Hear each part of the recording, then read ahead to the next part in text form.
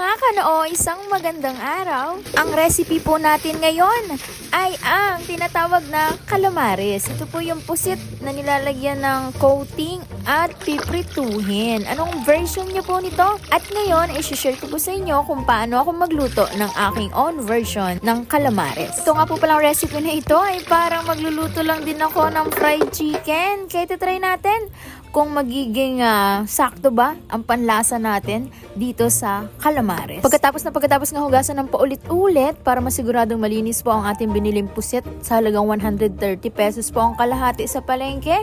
Gagayatin po natin isa-isa at tatanggalin yung lamang loob at yung parang mahaba na plastic na hindi kinakain sa pusit. Siguraduhin po natin magayat ng maayos at malinis na walang tirang kahit ano sa loob para sure po natin na malinis at masarap ang ating calamares. Hilig din ba kayo kumain ng pusit? Ang alam ko kasi maraming tao ang mahirap matunaw or mahina ang panunaw sa pagkain ito, pero ako napakasarap nito lalo na kung papak lang or pwede din namang pang-ulam. At dahil nga naka-fast forward, tapos na nga po nating gayatin isa-isa ang mga pusit na ito at lilinisan na po nating mabuti para mawala yung mga katas or yung mga ata na kumalat dito. Ilagyan ko na po siya ng durog na paminta at sinamahan ko na rin ng asin at syempre, ang pampasarap, magic sarap. Ayan, haluin lang po natin para ma-spread yung ating mga pinaglalagay. At syempre, ibabad lang po natin yan ng mga 5 to 10 minutes. At habang binababad, simulan na po natin magdupong dito sa ating kala na di uling. Ayan, papel lang nga po ang gamit ko dito at sisindihan natin gamit ang posporo para bumaga na ang ating uling.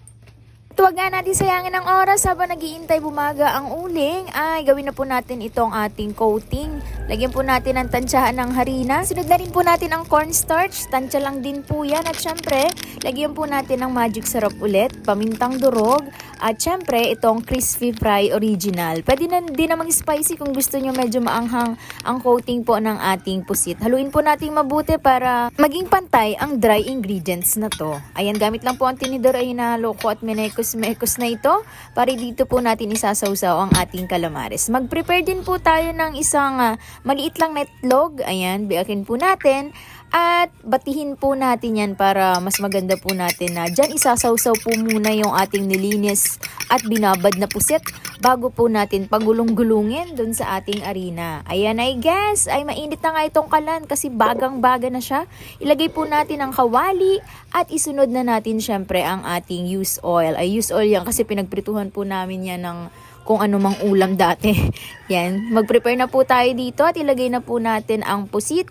Isawsaw po muna natin sa ating binating itlog. Ayan. At syempre, papagulong-gulungin na natin doon sa ating harina na may mga pampalasa. Maganda po pag ganito yung pagkakamix ng dry ingredients kasi hindi siya maalat at hindi rin naman matabang. Sakto lang po yung lasa nito, talagang pwedeng pampapak at mas masarap kapag pang-ulam. Mapaparami ang kain. Nagsaing na ba kayo? At dahil umuusok na nga ang kawali at ang mantika ay mainit na ito, ilagay na po natin itong ating unang na-coat na calamares. Prituhin po natin at ulitin lang po natin ang procedure sa mga susunod pang mga calamares. Ayan, magsimming kayo dyan sa mantika. Maya-maya ay maluluto na kayo. Bantayan nyo pong maigi at baligtarin paminsan-minsan para naman hindi po masunog or pumait yung harina na coating na nilagay po natin.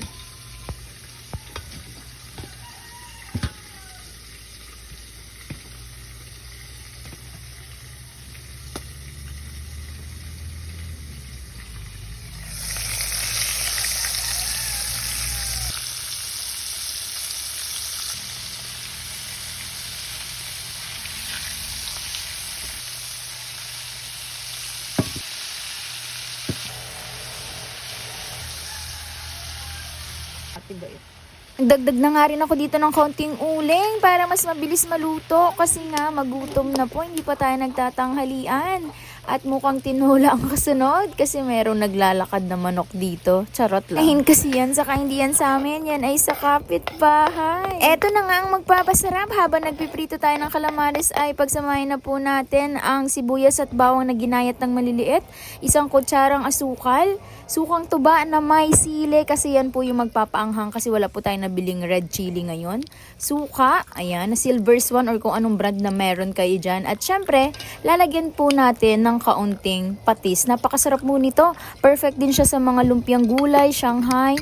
Talagang pwede mong higupin at papakin ang sukang ito habang kinakain ang sahog na bawang at sibuyas. O di ba nakakatakam? Tara kaibigan!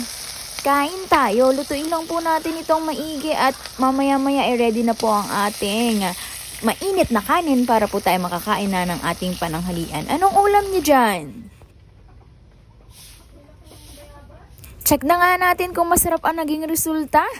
Tikman na natin to.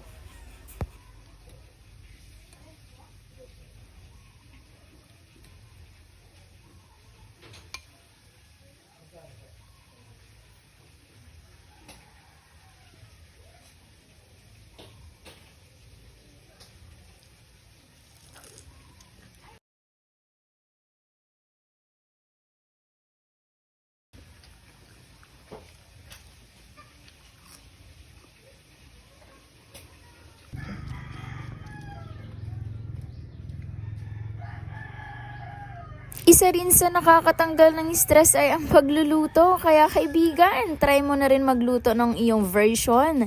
Maraming salamat sa panonood.